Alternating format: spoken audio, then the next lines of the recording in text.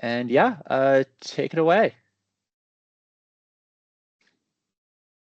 Thanks, Spencer. So thanks for the opportunity. We will share the learnings we had. We have few folks from TAP team today who will be sharing our learning. If you have any questions, feel free to put them in chat. If you think you need to interrupt, feel free to interrupt, but I prefer you putting them in the chat. We'll have folks in the call who can answer your question, and we'll get started now. All right, yeah, feel free to share your screen, and then if you want to introduce yourself as well. Yes. For people who don't know you. Yes. So Varda here. So I lead the DAP engineering. We are we kind of responsible to build and maintain the DAP platform. Today, DAP is I would say the core data platform within DNP today. We started the journey in GCP 3 years ago, and we'll run through.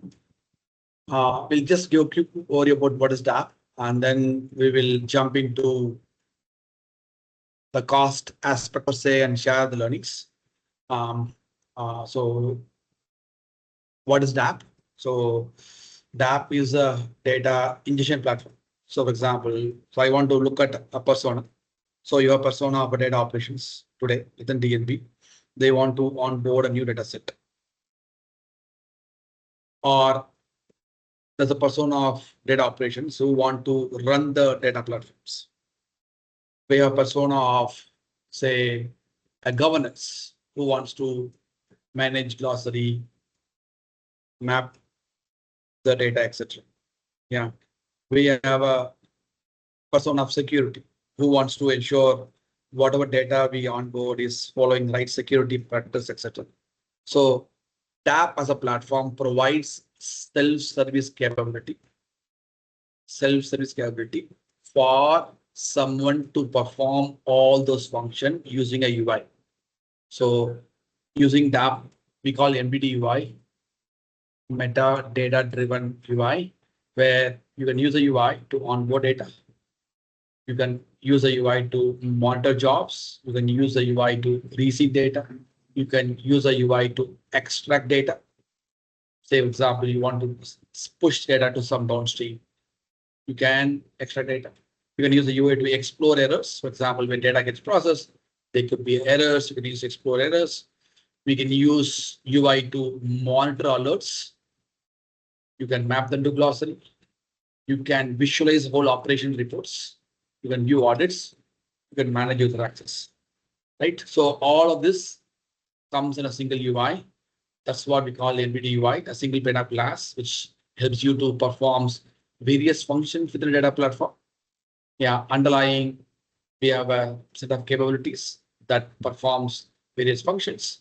Be data sheet for data quality, pipelines, DQ engine. We have a lake here, and then we process data, and then we make it available for downstream consumer. Today, we are focusing more on the cost management. So one of the core aspect we have within DAP is how do we measure and how do we monitor, how do we improve on the cost aspect. So we will go through those journey. We'll take you through those steps in the next slides, but this is just about DAP, right? And maybe I'll, if time permits, I'll quickly run through the UI per se at the end. So when it comes to cost, right? When it comes to cost of data platform, I think there are two factors that drive cost of data platform, right? One is the data you process. So more data you process, you're going to incur cost. And DAP is built using an open data lake. That means we don't have any, whatever data we process, we put them into cloud storage as a Parquet files. We don't use any BigQuery or any of this. All data we process is stored within cloud storage today as a Parquet data sets. And we do have BigQuery external table on top of it, probably to explore data, but data per se is stored within cloud storage. We wanted to be more agnostic of cloud, and we are not trying to have the platform locked into one particular cloud. Tomorrow, if you want to migrate to a different platform, we can easily migrate by adapting more open standards. right? And all data within that are batch, heavy batch. So we use Google Data Proc for processing. So for data pipelines, three main technologies are used. One is storage, using cloud storage, processing using cloud data proc, and querying of data using BigQuery external tables. This is what we use today for various functions. Okay, and then I said one is pipeline is going to drive your costs. More data you process, it is going to increase your cost. Second is consumption. So how people consume data. So I have data in the lake. When people are going to explore the data, it is going to incur cost. When people are going to explore the errors, it is going to incur costs. When people are going to create operation reports, run operation reports, it is going to incur cost. So all this function, exploration of data, errors or reports are driven by two Google services. One is BigQuery and two is cloud storage. Next is about monitoring, right? So I could have consumers of data, right? This is about human consumers, people like you and me who are going to access the data platform. Next is going to be system consumers or application consumers who will consume data from the platform. They whenever they want there's some change in the platform here, they want to be notified with the change. They want to split the data and read. They want to except they have various they need various functions. And to support various consumer functions today within DAP, we use BigQuery and cloud storage. These two different services of BigQuery to support various data consumption need. Right. Next is operations, right? So there are a set of operation functions like you can monitor the platform, you can recover the failures. We have integrated service now for all these functions. We integrate with BigQuery and cloud storage again.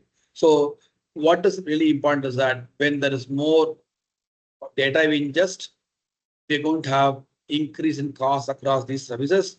When there's more data consumption happening, we're going to have increase in cost across these two services. That's what I want to highly summarize, right? Just to go next. So just to summarize again, right?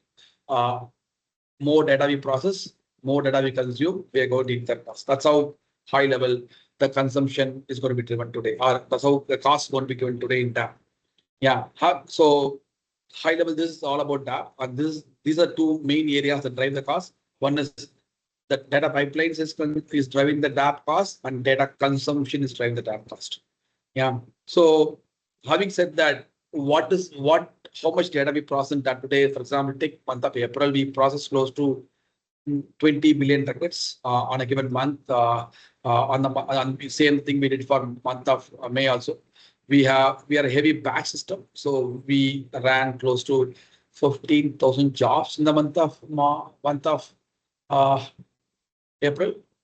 I think there are close to 4 million records that got rejected. We had processed close to 200K files. That means whatever 15K jobs corresponds to 200K files corresponds to 20 billion records. There are 5 primary consumers of data in DAP. One Prime, GTS, Midas, flattening service, and data sheet. For 5 primary consumers today, there are few other consumers, but the primary consumers are these. And today there are 1,000+ data sets today in the platform. And operations has done some 600+ data correction reaching the platform. And today, in the month of April, data operations has deleted close to 200K records from the platform. These are the various high level self-service functions people have performed in the month of April, right? So this number has been growing. We'll look at those growth in DAP in the next slides. Just to kind of go into a bit more into problem, right? So we talked about, I think we'll now look at what is the real problem that we are facing in DAP today, right? I think if you say, I said DAP is now into 3rd year. So if you look at November 2023, we were processing around 10 billion records per month. If you look at now around say May, we are processing around 20 billion records per month. So we have been steadily increasing the amount of data we process. And I think as more and more systems are adapting the DAP as a platform, we are seeing more new data is getting ingested, and system has been getting more adoption within DNB today. Right, so you can see that from the amount of data we have been growing in last 18 months. This is the first thing I want to say, right? There's a growth in DAP over last 18 months. Second is the amount of query consumption. One is, I said there are 2 categories. One is the data we process drive the cost. Two is data being consumed by the cast. What we have been seeing is that the amount of query people are doing has been slowly on increase. For example, we have seen close to November we had lesser number of queries. From December to now, the number of queries that are getting executed against the platform has been slowly increasing, and not just the queries getting increasing, that amount of data getting scanned per every query, right, has been increasing steadily over last 6 months. This again, more data we query, more cost it incurs. Very important, right? From BigQuery perspective, if you are querying more data, you're going to have more cost to pay to Google, right? That's how BigQuery cost is driven. The next is about reseed, right? So if you look at the amount of time reseed is happening, so from January till now, slowly there's a steady increase in the amount of reseed happening in production today. And we have seen this consumer are using the platform to consume more data. Okay. Next is we introduce a new service called flattening service, which help people to profile the data set, perform data quality functions. We have seen flattening a service has seen a steady growth. This service came in month of April. We have seen a steady increase in amount of records this system process. Probably in the last May, we started the processing. We are processing around 300 million records, but now we are processing around 700 million records last month, right? So there has been a steady increase in amount of data we are processing. So you've seen that there is amount of data that we are processing has been increasing. The amount of data that is consumed is increasing. So what it really means is that it is going to have an impact on the overall cost. That's what we'll do on the next slide, right? So what you'll see is that, say, if you look from last 1 year, right? So look at last July of last year. Instead of looking at this, I'll probably switch into a better visualization. I'll share my AppQ dashboard. Look at this last March. Look at DAP cost. I think if you look at last March, we are processing around 10 billion records. And look at March, we are processing 20 billion records for the month. It has been slow, steady increase in the cost. So if you look at the cost, so we are paying 164K for production. And then in the March, we are paying around 310K. We have seen a steady increase. And how this cost is increasing is very important, right? You have to go into that. You doubling this particular cost. What you've seen is that there has been a steady increase in the cost of cloud storage, right? Sometimes some months you see peaks, but you look at the trend, the cloud storage has been on a steady increase from the March of last year. And then it peaked around November, December of this year, last year. Then the consumption of BigQuery, right? BigQuery has slowly started increasing. We had a peak around March. Yeah, similar to the compute, right? So compute started seeing slow increase, and then from month of October we started seeing a decrease in the consumption, the cost of compute, right? So you see there are various trend. We will look at those trend, understand those trend, and what we will see this trend is that what improvement we made at various points to optimize or reduce costs. We will look at that as a next step. So I'm going back to slide, right? So we want to talk about 3 optimization we did, right? One optimization we did is around October of last year, right? This is where we started the first optimization, where we did 2 optimization. One is called as stream state decommission. Second is called as clusterization. We did 2 optimizations that's helped in starting to reduce the cost of the cloud storage and started to reduce the cost of compute. The next optimization we want to talk about is our read optimization, right? This is something we did in the month of April, where from the month of April, you see the cost of compute and the cost of storage started decreasing significantly. Right. The third optimization I will want to talk about is BigQuery partitioning. This is one of the major improvement we brought that helped in reducing the cost of BigQuery from the month of March to April. Right. So we will look at the 3 optimization we did, and we will share you what are the various. How did we learn the problem first? Right. I think we share you the what is the actual problem we had, and what is the design change we did to bring in this cost optimization. Okay, so I will hand over this to Shiva from my team. He will take you through the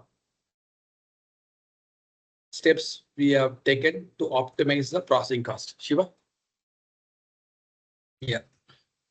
Hi, everyone.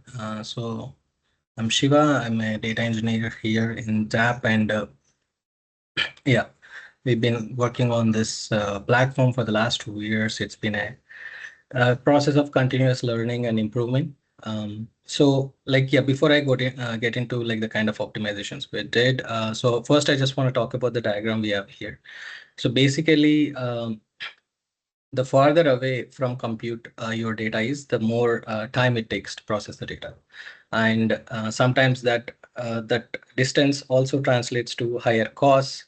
First of all, you're spending more time to process your jobs, but at the same time, this also results in higher costs because you're you're reading from cloud storage perhaps, and then this cloud storage also incurs like class A operations. So class A operations would end up costing you more than your storage cost itself. So if you look at the the comparison here, like you can see for an L1 cache it takes just 1.1 nanoseconds to read data. But whereas if you go down to disk or cloud storage, it takes a long time. So actually here this only covers the disk, which is around 3 milliseconds. But if you're reading from cloud storage, there is also a network IO, which increases your read time even more. So the best thing we have is the memory. The RAM. RAM is the fastest, and like that is the area that's more relevant to us. So in the next slides we'll talk about how we kind of like moved away from these operations where we are reading data from either disk or cloud storage into main memory, thereby reducing the cost as well as improving the performance of our jobs. Yeah, next slide, please. So the main challenge that we had, so when we started out the DAP platform, we were using stream sets, we were using Excel data. So the challenge that we had with these tools was we were using Excel data for data quality check, whereas we were using stream sets for data ingestion. And on top of data ingestion, we were also doing change detection, and then and then we are also creating extended fields. So like a few small transformations, etc. But the problem was that because because we were using multiple tools, the data had to also go through these multiple tools. Right. So the first thing is like we would read the incoming data, we would perform change detection, and then we have to perform data quality check. So obviously that means we have to write this data to cloud storage, and then Excel data has to read this data again, give us an output, which we read from stream sets again, and then give another output. Right. So this had a few drawbacks. Like one thing is if you're looking at this closely, you might be reminded of Hadoop, right? Like because all these steps, this 110 CDC, this 200 success records, these are intermediate results, right? So like what Hadoop does is it basically it will break down your transformation into multiple steps, and it will write the intermediate results to disk, and it will read these intermediate results from disk and process them again. So like this is the reason, this is the exact point on which Spark improved upon. And that is the reason why Spark is 100 times faster than Hadoop. So here we are using Spark, but still we kind of fell back into that Hadoop paradigm, right? So we are doing a lot of disk operations and network IO, which we did not need to do. And again, this was also a constraint imposed by the tools that we were using. Right. And this also resulted in data duplication, right? Because, we have the raw data coming in, we write it to, change data, and then we again write it again to DQ success data, DQ fail data. So this also caused multiple copies in our in the data that we process every day, right? So the solution to this was we thought, okay, why not just do all of this in memory in our own custom engine? So we built an engine. We built a DAP engine, in Spark, and we just kind of like took the incoming data. We did change detection. We do data quality check. We create external fields. We do transformations. We do mapping. We do everything in memory, and we just tag the data. So instead of like writing, reading and writing data at every step, we just tag the data. Every record we tag it. Is this a change record? Is this good for the next step? Is this a data quality? Is this a successful? Is this row? Did this row pass data quality check? So does it? Can we pass this on to the next step in the pipeline? So like that, we just kind of like tagged each row. We added a status column, and like we just tagged each row, and then we just put that single copy of data through the engine, and then we get a single copy of data at the end of the engine, and we write that all of that at once to cloud storage. So here we basically eliminated like this 3 to 4 times of network IO, as well as network IO, as well as the storage, right? Like the data duplication, we eliminated all of that. So this single step, this single change kind of allowed us to reduce our data job runtime by 5x. And this also resulted in huge savings in terms of cost, storage cost. So for storage cost, one thing we are already, if you see the slide there, you can see the difference in the job runtime, before and after the change. So before it was taking approximately around 40 minutes, 45 minutes, right? And now it was taking us, 6 to 7 minutes. You can even see an example of a job taking around 4.5 minutes, right? So first off, this is a big gain. We want to process the data as quickly as possible. But on top of this, we are also reducing the data duplication. And along with that, every time we read and write data, Google is charging us for Class A operations, right? So we eliminated the Class A operations. So this had a direct impact on the storage cost, as well as we reduce the data prop cost, because now our clusters are running for a lot lesser duration, right? So this optimization kind of gave us good results in terms of reducing our compute cost as well as storage cost. Here you can see the example, in the slide you can see the difference in the average cost of data proc, before and after this change. Right. So any questions on this? If not, we can move to the next slide. So one point to Shiva, right? The number we are talking about is for this one source, right? I said in DAP, we are processing a kind of 250 odd source today in production. The example that we are given is only for this one source per trade. So you see, for this one source per trade, we were incurring around $1,000 a month to process before. Once we brought in the optimization, the cost of processing this data came from $1,000 to $315. That's the improvement we brought in, right? Going back to the fundamentals, if we are reading data from down the pyramid, the cost of storage is high, but the cost of processing is very, very high. But if you are processing higher in the pyramid, the cost of processing data significantly reduces, right? That is the fundamental, right? So I think further data travels slower and more expensive processing.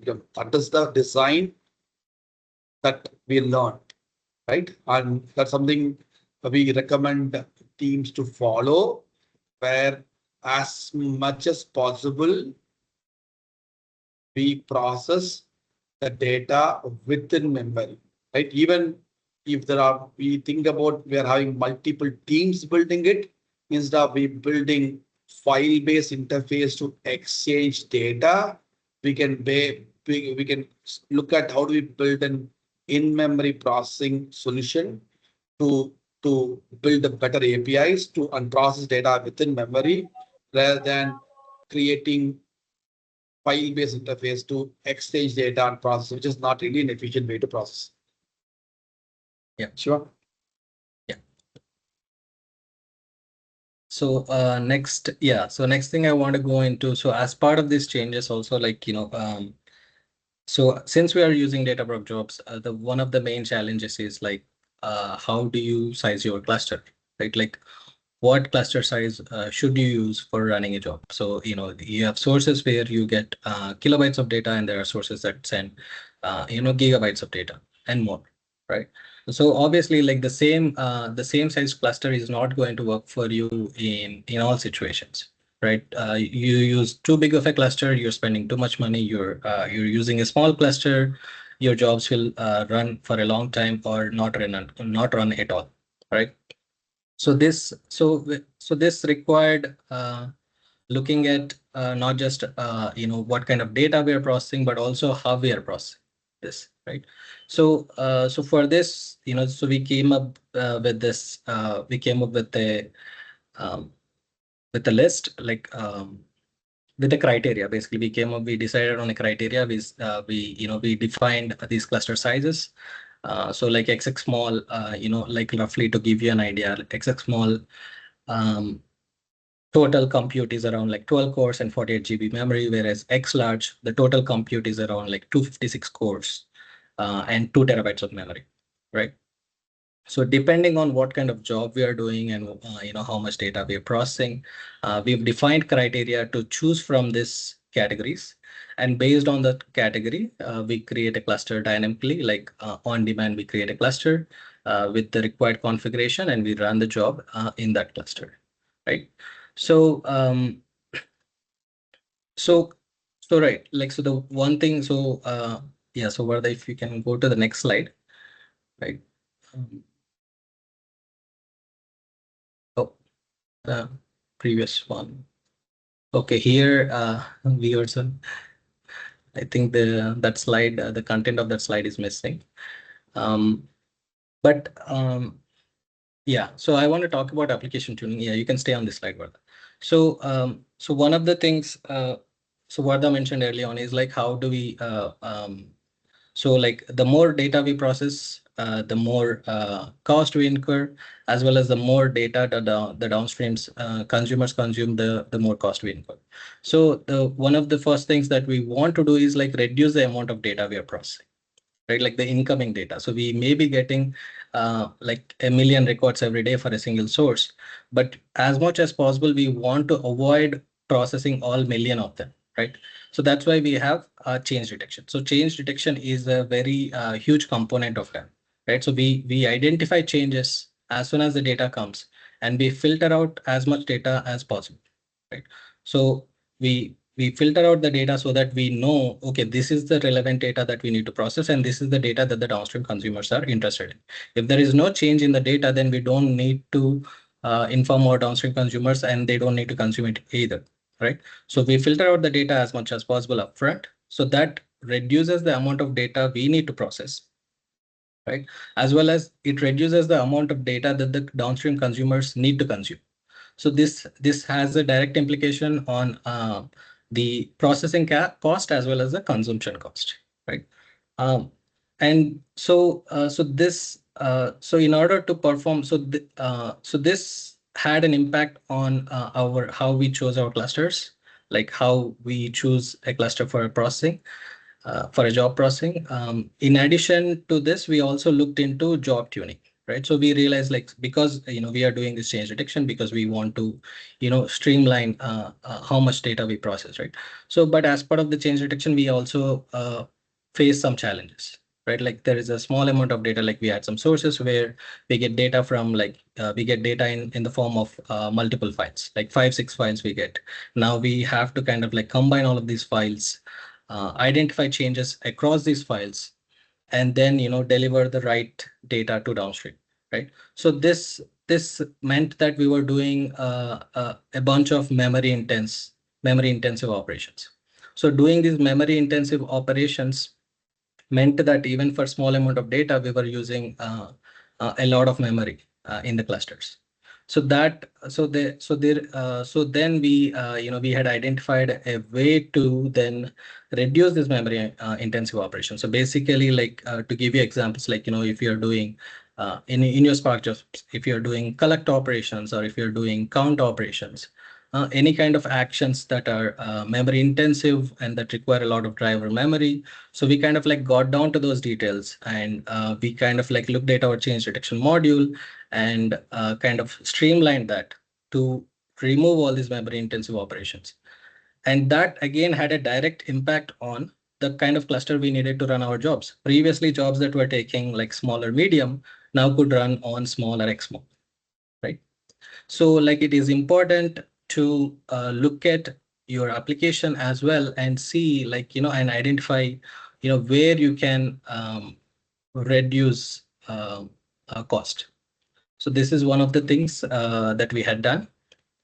So yeah, like, implementing change detection and as well as, going through our application itself and identifying these memory intensive operations and, removing them, like all the count operations. So we used to have count operations because we need to do data validation, right? Like for every piece of data that we count, like DAP is accountable for every single record, right? Like we get 2000 records for a source. We cannot deliver only 1000 records to downstream, right? Like there has to be like every record has to be accounted for. So we do count validations. So these count operations doing them in Spark does not make sense. So right, so then we had to make a decision. Okay, so that's so then we will offload these count operations to BigQuery, which gives us a better performance as well as it gives us better cost.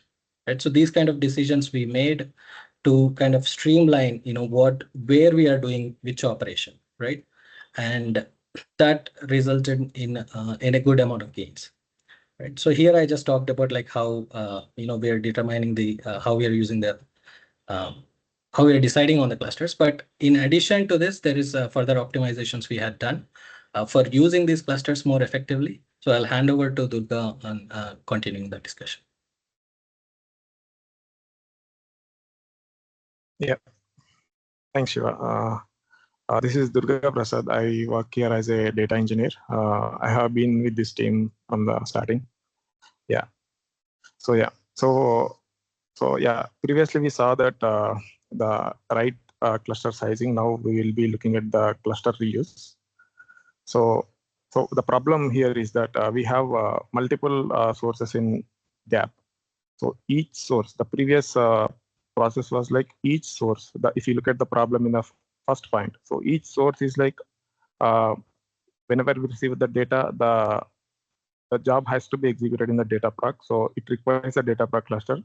So if I encounter four jobs, so 4 pipelines get triggers, and each pipeline will have its own cluster.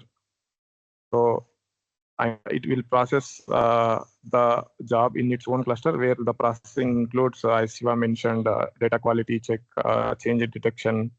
All these operations will be performed in the data proc cluster within its own cluster for each pipeline, and they will be returned to the discovery data lake.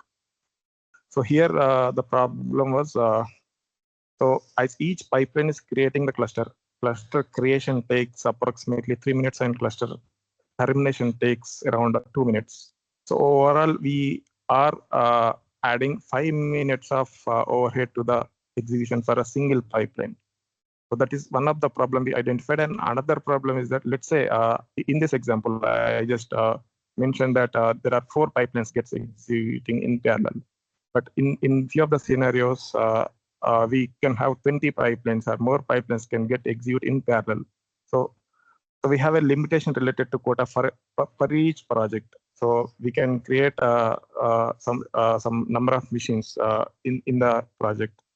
So whenever we encounter more parallel pipelines executes, we end up having cluster creation issues in one or other scenario. That is because of the quota limit.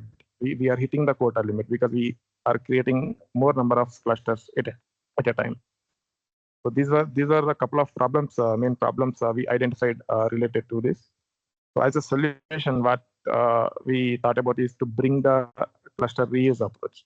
So in the second diagram, if we observe, so at 10 I mean so we will create when the first file, when we receive the file for the first time. So if you look at the example of Canada, when the Canada job triggers, it will create the cluster. It will, based on the incoming file size, it will create, 5 MB file can be processed in X small cluster. So it will create the X small cluster, and it will perform its job. And let's say after a minute, we received Italy source. So here we receive, let's say, 2 MB file, so which is also can be processed in the XML cluster size, XML cluster category. So here, this what Italy pipeline will do is that it won't create the cluster directly. It will check, do I have any XML cluster available in the environment? So if it is available, it will also check how many number of active jobs available in that cluster. So currently, we are at a time we are submitting 2 jobs in the given cluster. So as only 1 job is available, so it will submit the Italy cluster, Italy job to the same cluster. So within to the same cluster, to the same XML cluster, Italy job also gets submitted. Similarly, the Spain job gets submitted, and all these jobs will be processed within a single cluster. Let's say we have after 5 minutes, at 10:05, we received another file which is of 9 GB, which cannot be processed in XML cluster. So which cannot be processed in XML cluster. So what happens is that it will create its own cluster, which is large cluster. So even though we have a cluster reuse, we have 9 GB of file which can process in high-end configured cluster. So that's why it will create its own cluster. So here, if you observe, right, we have multiple jobs, multiple pipelines which are getting executed in the XML cluster, and we have more workload job which is executing the large cluster. So with this, what happens is that even though we have n number of pipelines execute in parallel, we are not going to hit the, the chance of hitting the quota limit issue gets reduced. That is one gain we have, and another gain is that each pipeline is not created in a cluster. We are reducing the latency here. For each pipeline, let's say if we consider here, for Italy, we reduced 5 minutes of execution time, and for Spain, we reduced 5 minutes of latency time. But anyways, we will have this cluster creation for first job and the last job.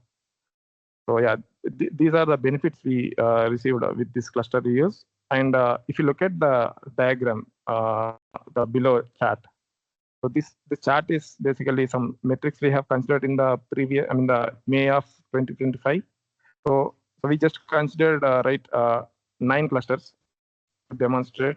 So the x-axis, right, which has XX small UID1, that's a cluster name. So we have 9 clusters, and in the y-axis towards left side, we have a time in minutes, and in the right side, we have number of jobs. Left side we have time, and right side we have number of jobs. Okay, so here, so what I'm trying to highlight here is that the dotted line is number of jobs. Okay, so if you look at the first cluster, which is XX small UID, so there the number of jobs within that cluster executed are approximately between 25 to 30. Okay, 25 to 30. So the number of jobs within that cluster is more.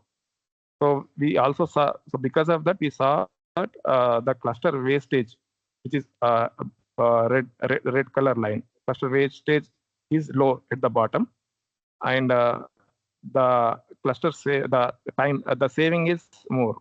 So, and if we also look at the second example, there we have the dotted line where number of jobs are less. The cluster saving time is also less.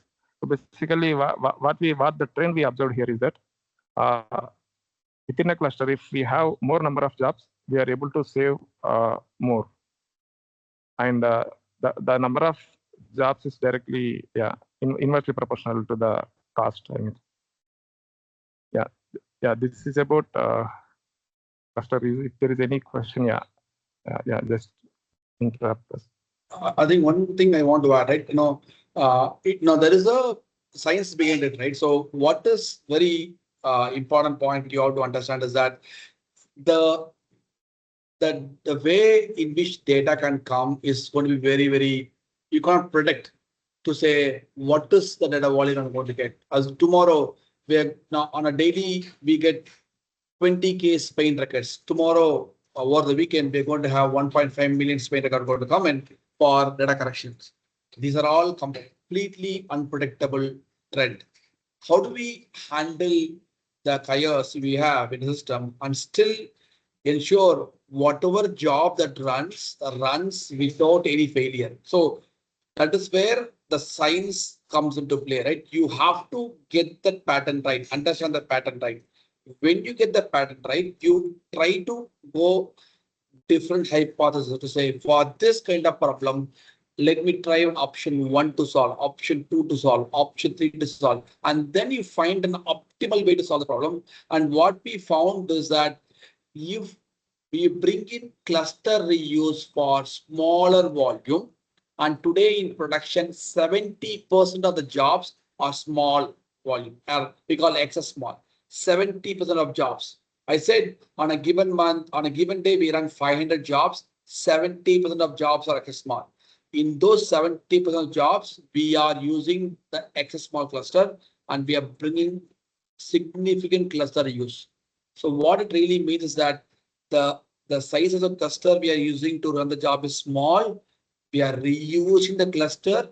We are avoiding the overhead of 5 minutes. Every time a job comes in, I don't create a cluster. I don't delete the cluster. That means, say, just to understand, right? You are starting a cluster now. It takes 3 minutes to start a cluster, 2 minutes to delete the cluster. Your job runs for 5 minutes.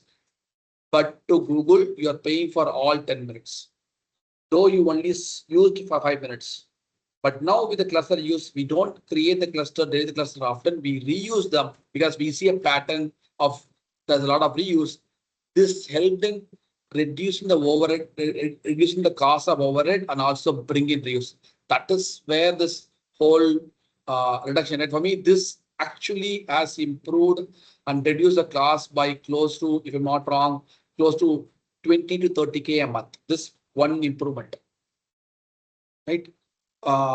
Durga? Yeah.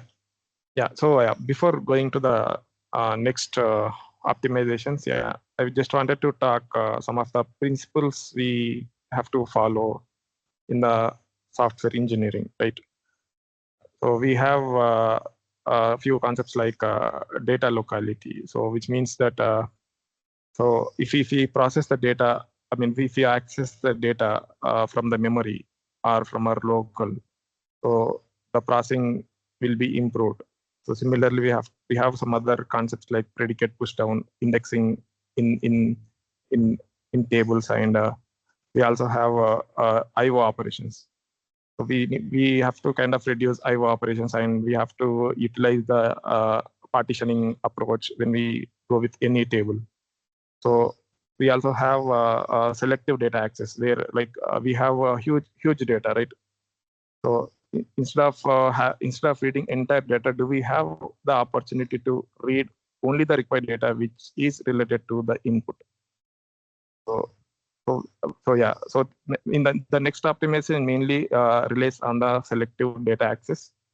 So if you can go to the next slide.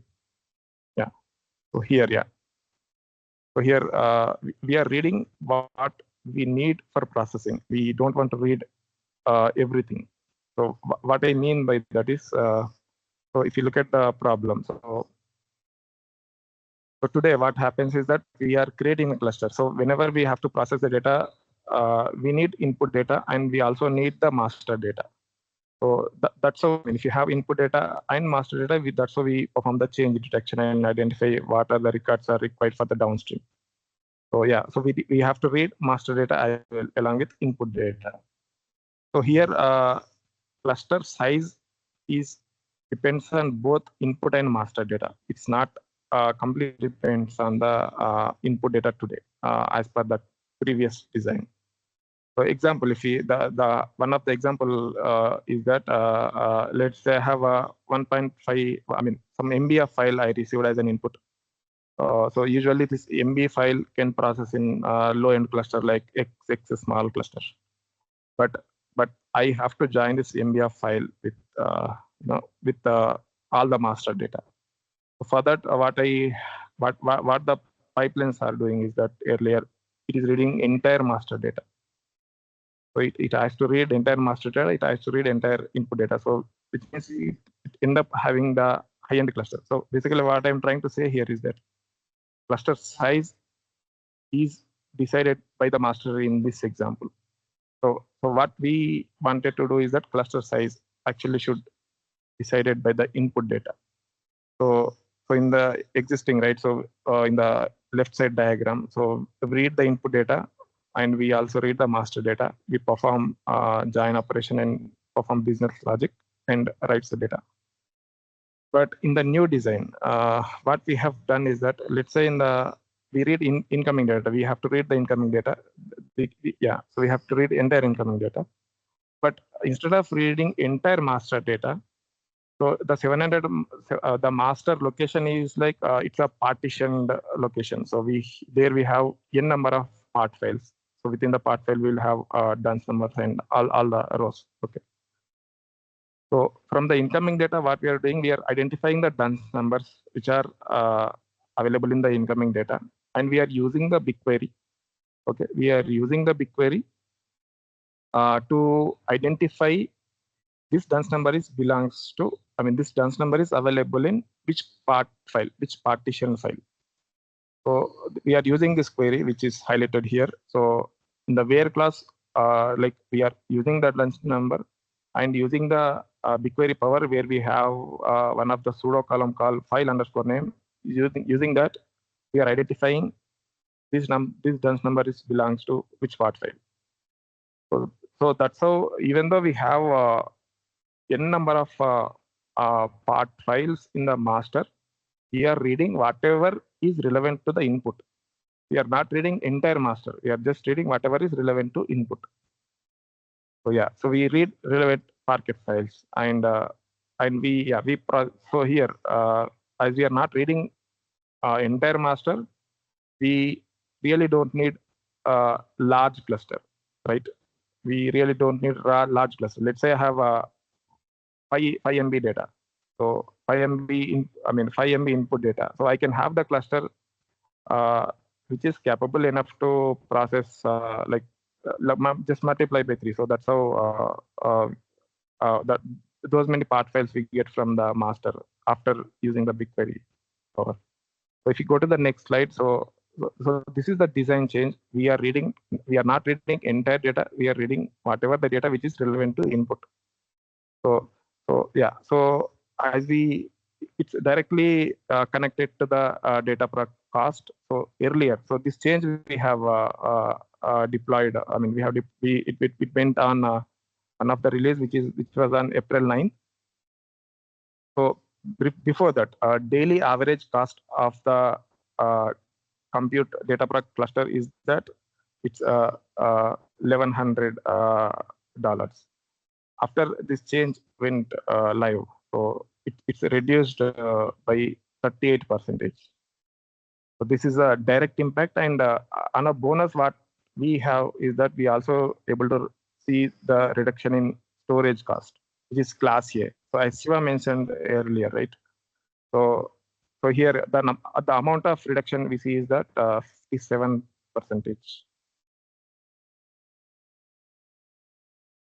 Yeah, some discrepancies there.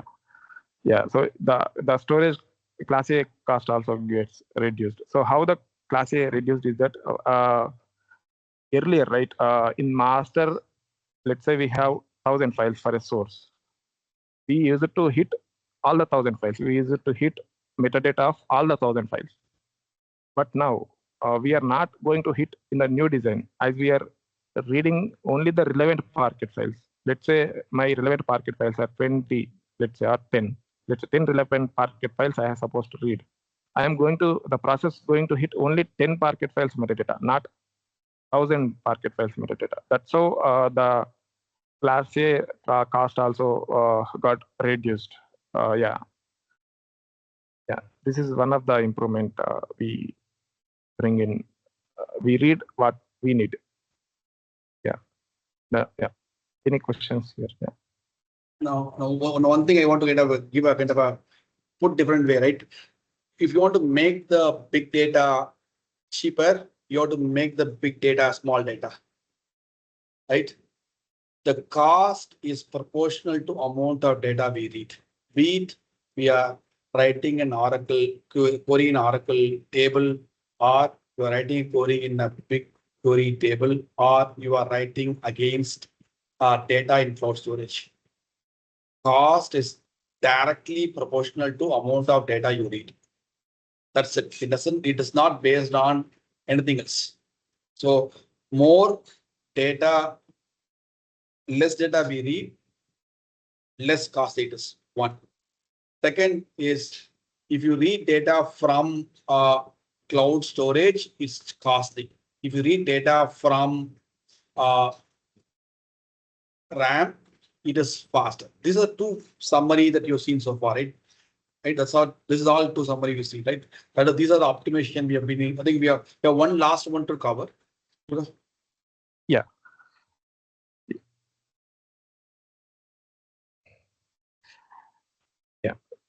Yeah. So yeah. So in the the next topic is the partitioning. So the little background here is that DApp actually stores all the history data. As of today, we have 18 months of history data for all the markets. So one or other scenario, right? We have to query the data due to some analysis point of view or some other scenario to debugging something, whatever. So due to different scenarios, we have to explore the data. So if you just look at United States, so the United States master data itself approximately close to 1 TB, and we also have some intermediate results. So overall, yeah, the data of United States is definitely more than 5 TB. So if I have to query a data from this United States, so today what happens is that we use external tables for querying the data. Okay, so those external tables are partitioned. Okay, so those external tables are partitioned, but if let's say I have a DUNS number, I have to query the data from that external table. I'll put the DUNS number in the where class and I query it. But what happens here is that even though we have the partitioned columns, I'm not using those partition columns. We are not using those partition columns. So that's how it ends up scanning the entire data. So this kind of pattern we observed in production in different environments, not just production. So the right side, the top picture. So where we have taken from production. So these kind of queries, like querying the external table with DUNS number. So this kind of patterned queries we have identified. So such kind of queries are executed 234 times in the month of August, and in the month of September 313 times. So these queries, all these queries are cost in the month of August 4.5 K dollars. But if you see the month of November, there we have a peak. I mean, those kind of queries are executed more, and we have a peak there. Okay. So yeah, we can also see the average cost per query in the last column. So in the month of November, a single query is taking $17. So this is mainly because of for a single DUNS, it ends up scanning the entire external table, entire data. So how we tried avoiding, I mean optimizing this is that as I mentioned earlier, the external table already has the partitions, but we are not utilizing the partition. So what we have done is that we have enforced the partition. So if I don't put the partition filter in the query will fail. So I have one DUNS number. So I wanted to analyze the data, but I don't know this DUNS number belongs to which partition. If I enforce the partition filter, I should not be able to query. So that's where we introduce the index table. So index table is a lightweighted table which help us identifying the partition values. Let's say if I have a dunce number, I query the index table, which will give me this dunce number is processed as part of which batch IDs. So those batch IDs I can consider and use them while querying the external table. Yeah. So use them while querying the external table. So yeah, this is the approach we bring in. So we don't want to scan entire external table for a single dunce. We will scan this dunce number belongs to which partitions. Those partitions can be identified using the index table, which is a lightweighted table again, where the index table is an internal table, and yeah, we have the external tables to see the data. So this change, after this change, right? We saw that the cost has been reduced from $5.7K to $1,000. This is one of the huge improvement we observed. Yeah, yeah. So basically, yeah, we are. So so if you go back to the previous slide where we have the principles, the software engineering principles. So yeah, here the selective access is selective data access is because of that we are not reading the entire master. So we are reading whatever input data requires. This is one principle we followed, and another is that the third point in the table, which is partitioning. So we followed the partitioning. We effectively utilizing the partitioning. So that's how we are able to see the reduction in BigQuery cost as. Yeah, yeah, that's all. If there are any questions, let us know. Yeah, I'll hand over to Sagar. Yeah, thank you. Thank you, Shiva and Durga. I think Shiva showed us how cost can rapidly increase when you store data at a farther distance, and how it indirectly affects performance too, right? And Durga now spoke about reuse of clusters, hence no wait time. And he spoke about cost optimization on compute side and how to properly partition your BigQuery tables, enforce them in your where condition so it can reduce your query cost. So on the same lines, in terms of BigQuery partitioning and reuse of or enforcing these in your queries is very important at the core to reduce your cost. The item that I'm going to bring in is predominantly in terms of how we transitioned from Looker dashboards to Angular dashboards. I'll give some problem statement in terms of why we had to move. While Looker gives you low code, if not no code solution, but it cannot give you customization in terms of how you need the UI, how you want to see the UI. It has certain limitations in terms of UI, like Looker in-browser table visualization can only have limit up to maybe 500 records, while you can download or all the results at one go. But again, that comes with a threshold. So if you have to see all your records from BigQuery on the UI and search on top of it, that is not possible in Looker today. And if you have millions of records, it's impossible visualizing those number of records on the UI. And Looker today doesn't give you direct SQL access, while it gives you to write LookML definitions. What it does internally is that, if there is a partition created at the table level, it cannot enforce it to be your filter or where condition, so which ends up scanning all your partitions rather than scanning fewer partitions, like Vic was mentioning earlier. Looker, you have to enforce your partition columns to be as dimensions for it to enforce it as your where conditions, but otherwise Looker will not do it by default. One of the UI aspects that I want to bring in is also state management, because why we had to move on to Angular dashboards is that from Looker, our scenario is more centered around complex dashboards, navigating from one dashboard to other dashboards. Like let's say you have a layer one. Assume that the state management, you have 3 layers.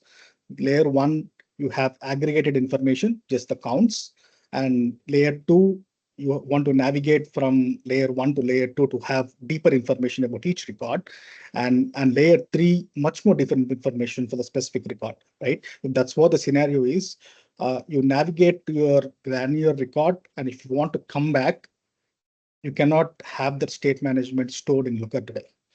So Looker natively doesn't support go back to your previous dashboard or go one level up. This kind of UI is not present in Looker today. And that's where we went to Angular. So from UI perspective and cost optimization perspective, these are the 2 main reasons we had to go to Angular. So the license cost is around $1,000, but if I look at the overall performance perspective, if I go to the next slide, Varda. So Varda, can you go to the next slide? So if you look at the performance aspects when we moved away from Looker to Angular dashboards, the Angular dashboards underlying is the customized SQLs that we're going to hit BigQuery. Our data resides in BigQuery warehouse. We can tune the queries according to our needs. If you look at Angular versus the Looker comparison, for a 7-day period, if I had to go back and see what is the time difference, for us, the response came in 14 seconds in Angular dashboard because of the cost, because of the query optimization that we did in enforcing partition columns in where conditions, and also the filter conditions that we're going to give on the UI, call the filter conditions at the source level instead of scanning the whole data and applying filters on top of it, which Looker does today. So always, if your table has 1 million records and you want to scan the data and do some joins with another table which has another 1 million records, try to reduce the source table by enforcing the filter conditions at that level. So you're effectively not joining 1 million records with another 1 million records. You're effectively joining the filtered records, which could be 1,000, only 1 or 2 partitions, 1,000 records with another 1,000 records, which will reduce the cost by n-fold. So that's what we saw with coming out of Looker and Angular. Yeah, I think that's our story. Varda, what do you? Hey, thanks, Sagar. Durga, Shiva, thanks for sharing the story. Guys, if you have any questions, we are happy to take some questions from you. I know we are a bit over time, but we're happy to take your questions. Spencer is okay. Spencer, we can take a Yeah, I was gonna say if there's no other questions, I think we're good. But I know we're past time. I think if anyone does have any questions, feel free to put them in chat. I'm pretty sure again we all have access to it. So if anything comes up later in your brain, put them in chat. We'll also have access to again, this is all recorded, so this will be uploaded to Workday soon as well. So if any of you are interested and or know people who might find this interesting, feel free to share it with them as well. So thank you again for putting this together. I know there was lots of interest in this as well. So it looks like we had a pretty good turnout as well. So thank you again for presenting. Thanks, Spencer. Thanks, everyone. Awesome. Thank you, everyone. Have a great rest of your day.